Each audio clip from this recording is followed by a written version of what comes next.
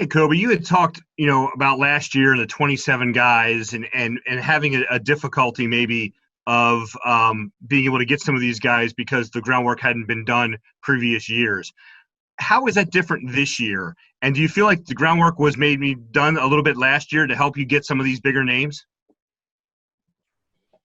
Yeah, Dan. Yeah, so basically, we started working on these guys even before I started with the Orioles. Like, these guys had been followed from beforehand, so we knew who they were coming in. I think we did a really good job of recruiting them once we came in. As I've mentioned before, Elias made various trips down to the Dominican and really helping us out with promoting our organization. So, these players that we got were very eager to sign with us. John Muley with your question for Koby.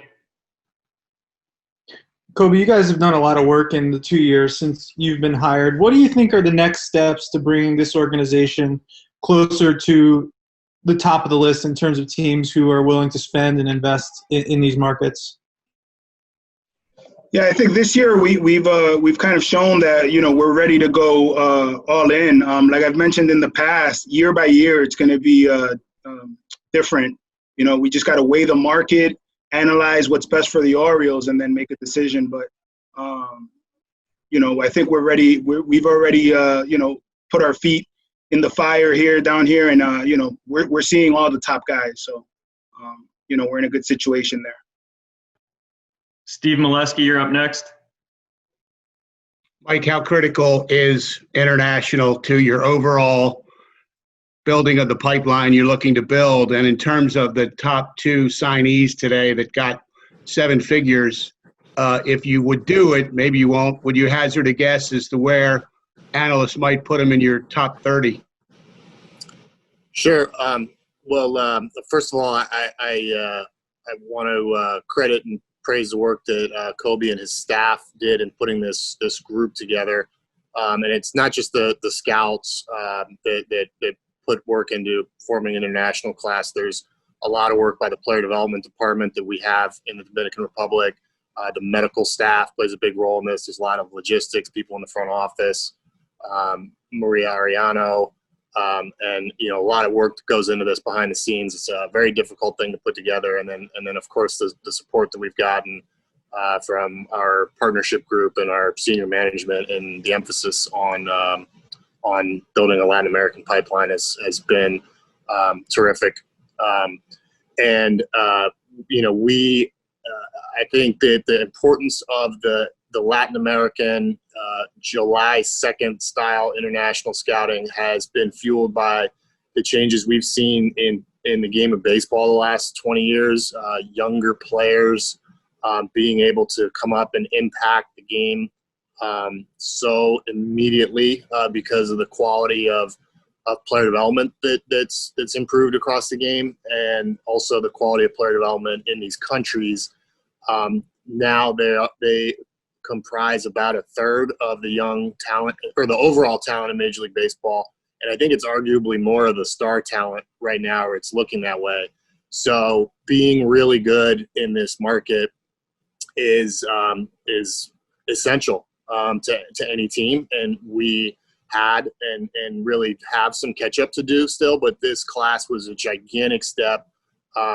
Starting in Koby started with us in January of 2019, and because of the way that this market works, that is a pretty late start on what was going to be a 2020 July 2nd, 2020 signing class, and then obviously got shifted due to coronavirus to this January. So to get two of the premier guys in the class starting that late is difficult, and Koby was opportunistic, and we're excited about these players and others in the class.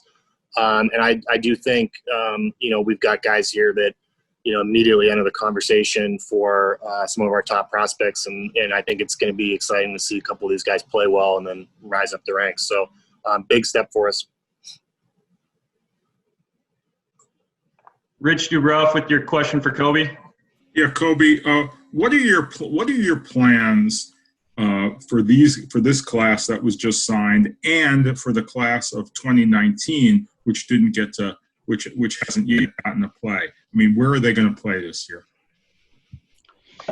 Yeah, so Matt Blood and his group, Ken Qualls and those guys over there, they do a fantastic job of organizing and getting these guys ready to play wherever it may be. I know we've talked about starting a camp.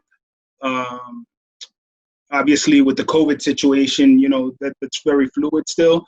But these guys are definitely ready to go, and our player development group has already basically spoken to these guys about a program in place and basically to get started on their professional careers. So we're handing them over to very good hands, and we're excited about that. Stan Charles, you're up next with your question for Koby. Koby, I had a kind of a two-parter. Is number one, will this July be back to the July signing period for international? And if you could talk a little bit about the difficulties this past year has presented to you in terms of being able to scout these people and develop relationships. Yeah, so far, as you guys know, the situation is very fluid, but I think MLB is looking more toward signing the future class in January. But again, everything's still up in the air. As far as sorry, I blanked out there. What was a follow-up question?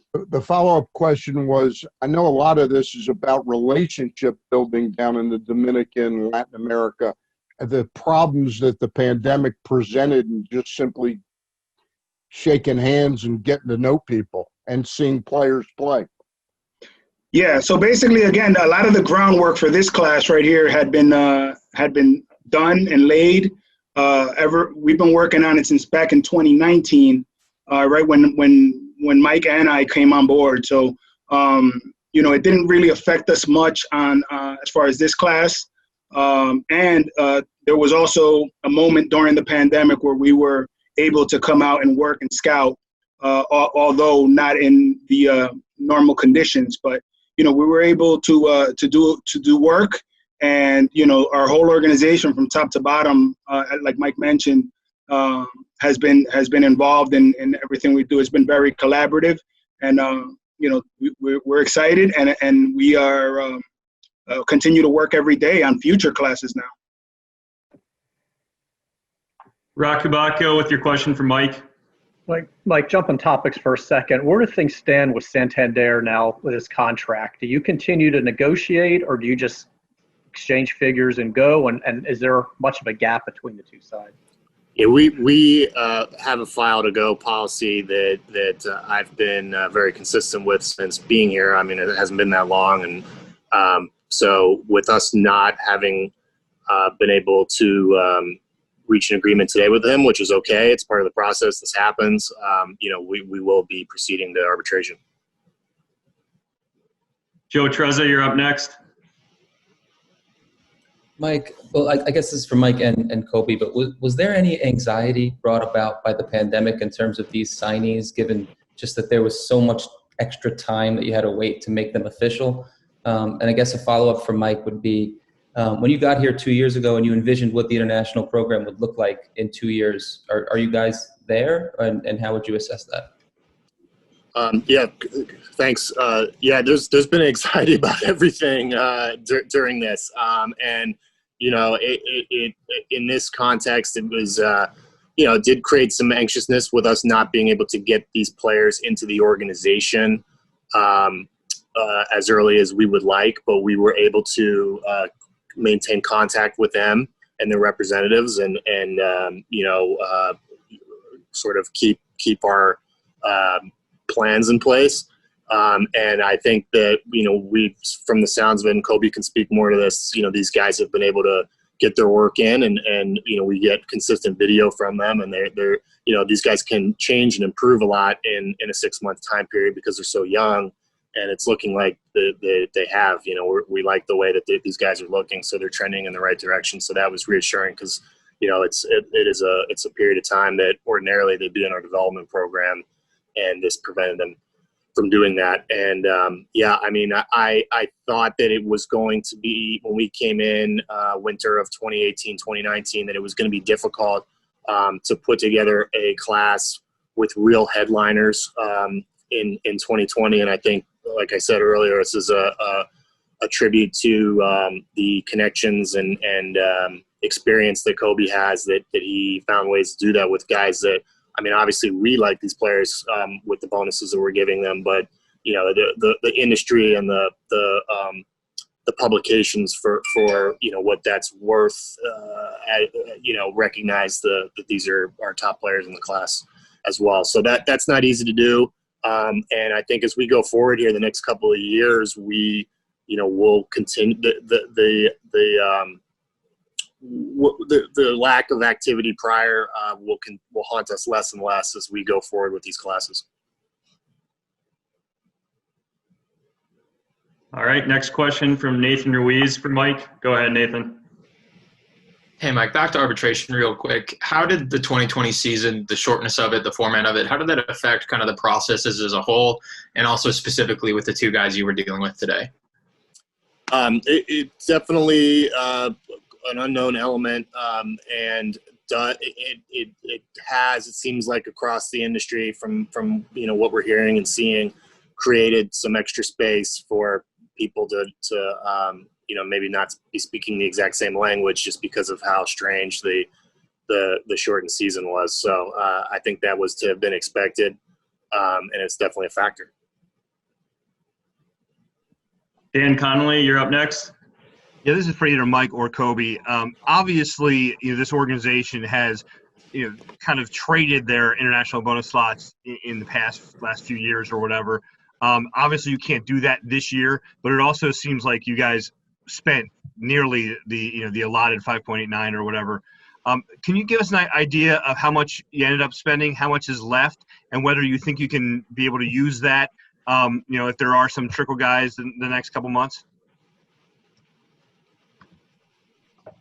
Yeah, so basically, you're right. We spent the majority of money up front, mostly on position players. I think we focused on players that stay in the middle of the field, and we still do have remaining money, and it's very likely that we will sign a few more guys before the signing period's over.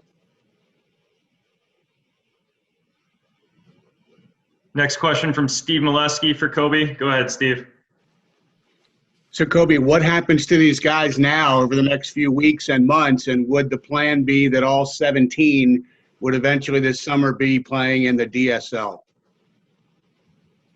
Yeah, if we have a DSL, hopefully, that's the plan. Our player development group can speak more to that, of where they'll play once these guys start getting into camp.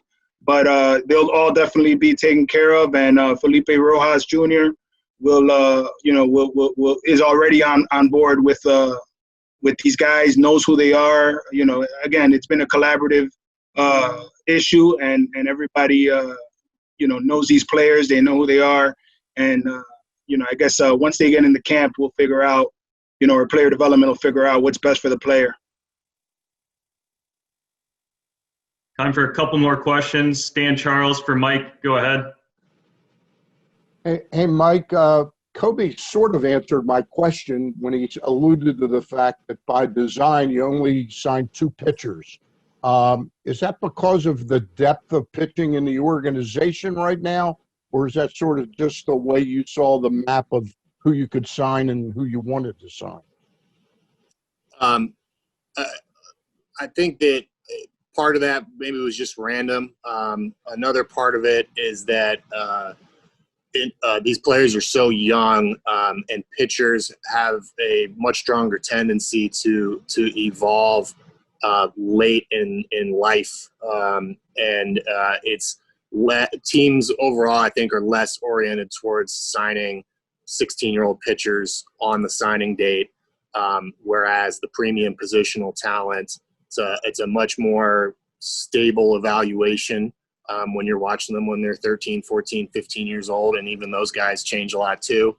And the pitchers will really often velocity is such a huge part of it, and you don't get that that part of the picture often until they're 17 or 18. So it just leads to a lot of later, older pitcher signings in the Dominican in particular. So that's kind of an industry trend, and not just something I think with our class is my analysis of that. All right. Well, that will wrap things up. Thank you all for joining us, and thanks, Mike and Koby, for hopping on this afternoon.